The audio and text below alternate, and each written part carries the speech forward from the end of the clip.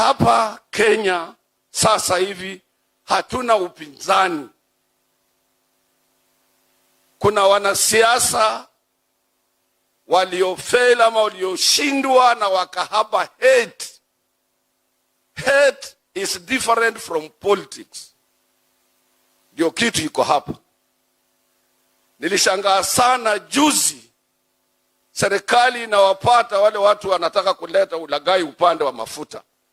Wanawekwa ndani na ni wakubwa wote. Na kila siku nyinyi mnasema mnataka big fish ashikwe. Nikafikiria upinzani tungelikuwa na responsible opposition would have supported his excellency the president. Change sana hiyo opposition tuko nayo. Furaha yangu ni hii. Furaha yangu ni hii.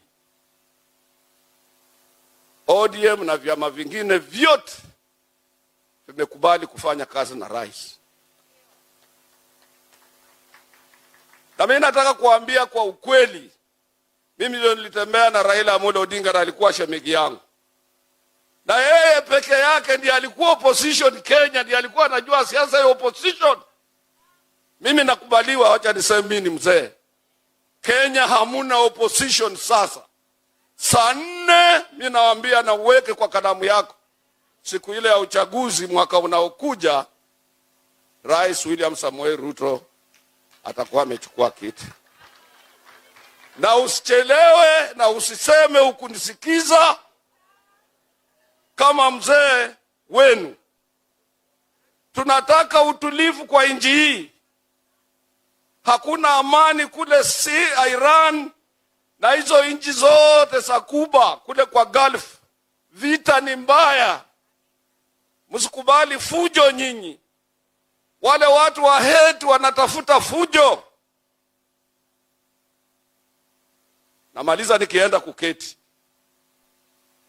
President mstaafu, mtoto wa rafiki yangu hayati mzee Jomo Kenyatta, nilifanya na yeye kazi. Nilifanya na babake kazi mimi. Nilifanya na President Moi, nilifanya na President Kibaki, na hata huyo kijana nikafanya na yeye kazi nikimshauri kwa upande wa vyama vya wafanyikazi. Mtu amwambie asaidie mwenzake. Yeye angelikuwa president kama hakukuwa William. Namjua sana, asikudanganya atakufanya president kwa ajili yeye ni mvivu sana. Rafiki yangu namjua. Sisi kwa Azimio hakutufanyia hata mkutano mmoja wa kusimama kusema kura iende kwa Raila Amolo Odinga. Namaliza nikiketi chini. Ndugu zangu, mnisikize, tuweke amani nchi. Tuna good speakers both in the Senate and in Parliament. Moses ni kati ya viongozi wetu, nikiwa mzee wa kutoka huko magharibi ambaye anaheshimika.